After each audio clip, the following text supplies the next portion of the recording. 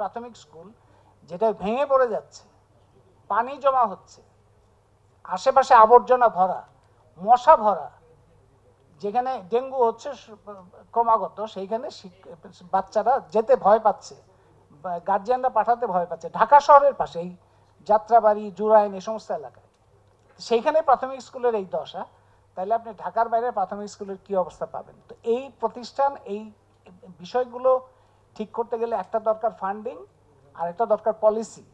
সেটা তো একটা কম্প্রিহেন্সিভ পলিসি থাকতে হবে, এবং সেই ফান্ডিংটা আনতে গেলে তখন এই যে বাজেট বরাদ্দ কোন কোন খাতে আসলে যাবে প্রায়োরিটি বেসিসে, এবং শিক্ষকের পদগুলো, শূন্য পদগুলো পূরণ করা, সেই পূরণ করতে গেলে কোচিং সেন্টারের উপরে নির্ভরশীল, টিউশনের উপরে নির্ভরশীল অনেক শিক্ষিত ছেলে মেয়ে আছে, তাদের প্রধান কর্মসংস্থান হচ্ছে কোচিং সেন্টার।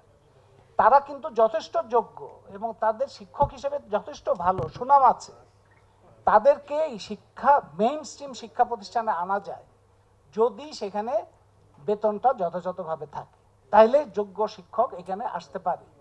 এবং শিক্ষক যদি ফুল টাইম না থাকে, আপনি স্কুল শিক্ষক টিউশনিতে ব্যস্ত, কলেজ শিক্ষক টিউশনি কিংবা কোচিং সেন্টারে ব্যস্ত, বিশ্ববিদ্যালয়ের শিক্ষক পাবলিক বিশ্ববিদ্যালয়ের শিক্ষক প্রাইভেট বিশ্ববিদ্যালয়ে ব্যস্ত, কেউ কিন্তু শিক্ষক হিসেবে ফুল টাইমে নাই।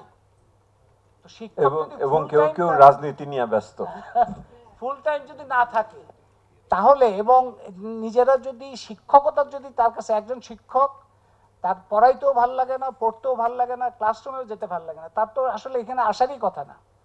তো এই যথাযথভাবে এই শিক্ষকদের তারা যে বিভিন্ন জায়গায় ছোটাছুটি করছে, ফুল টাইম শিক্ষক হিসেবে আনতে গেলে সেরকম একটা আকর্ষণীয় জায়গা থাকতে হবে, যোগ্য জায়গা থাকতে হবে। এবং প্রশিক্ষণের ক্ষেত্রটাও এখানে এসছে, ওইটাও আমি বলতে চাই যে প্রশিক্ষণ অবশ্যই দরকার, এবং প্রশিক্ষণের মধ্যে আমাদের যে বৈষম্যটা এসছে, যে চারটা বিষয়ে বৈষম্যটা হচ্ছে প্রধান: লিঙ্গীয় বৈষম্য, শ্রেণী বৈষম্য, ধর্মীয় বৈষম্য এবং জাতিগত বৈষম্য। এই বৈষম্য বিরোধী চিন্তার সংবেদনশীলতা এই প্রশিক্ষণের মধ্যে আনাটা খুব গুরুত্বপূর্ণ।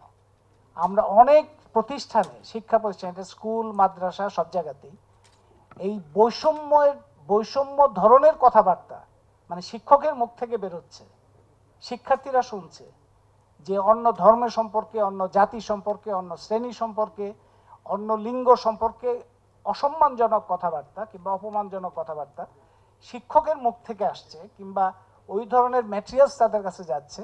এটা তো হইতে পারে না। উনি তো অনেক সময় বোঝেনও না যে উনি এই কথাটা বলতেছেন, ওনার সেই বোধ শক্তি নাই, অনেক সময় মনে হয় না যে এটা একটা বৈষম্য, তার কাছে মনে হচ্ছে যে এটাই স্বাভাবিক, এবং খুবই অসম্মানজনক ভাবে কথাবার্তা। তো এইটা প্রশিক্ষণের মধ্যে তো আনতে হবে, খুবই খুবই শক্তিশালী ভাবে প্রশিক্ষণের মধ্যে আনা উচিত।